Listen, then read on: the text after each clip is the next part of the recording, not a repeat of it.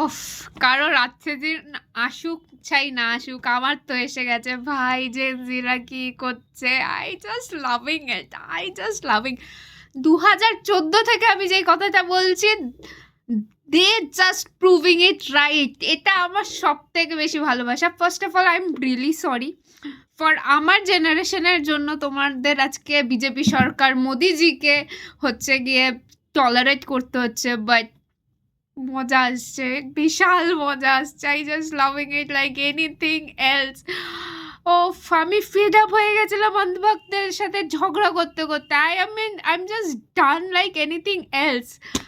হ্যাঁ, কি বলবো, এত ভালো লাগছে না। আমি জাস্ট, আমার শুধু খারাপ একজনের জন্যই লাগছে, সেটা হলো গিয়ে মোদি সরকার। কি করবে ওরা?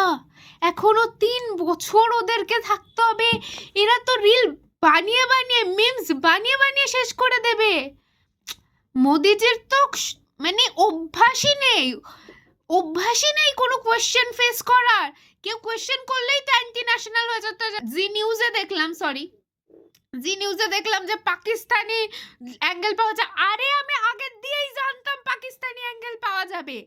যখন 19 তারিখ থেকে জানতাম যে পাকিস্তানি অ্যাঙ্গেল 20 তারিখে হলো, তারপর 21 তারিখ থেকেই মনে হচ্ছিল কখন পাকিস্তানি অ্যাঙ্গেলটা আসবে, এসে গেছে। পাকিস্তানি অ্যাঙ্গেলও এসে গেছে, কিন্তু কারোর কিচ্ছু এসে যাচ্ছে না। মানে আমি কালকে রাত্রিবেলা 2:30টার সময় মোদিজিকে ঘুম থেকে উঠে আমার জাস্ট বাথরুমে যাওয়ার জন্য আর কি খুলেছিলাম। মোদিজি যেভাবে ভিডিওটা বানিয়েছে না, আমি না ভাবলাম, আমি ভয় পেয়ে গেছি, মানে ভূত দেখছি নাকি, কি হচ্ছে বুঝতেই পারিনি। মানে মানুষটার ঘুমও উড়িয়ে দিয়েছো। Do it, whatever you are doing, just do it.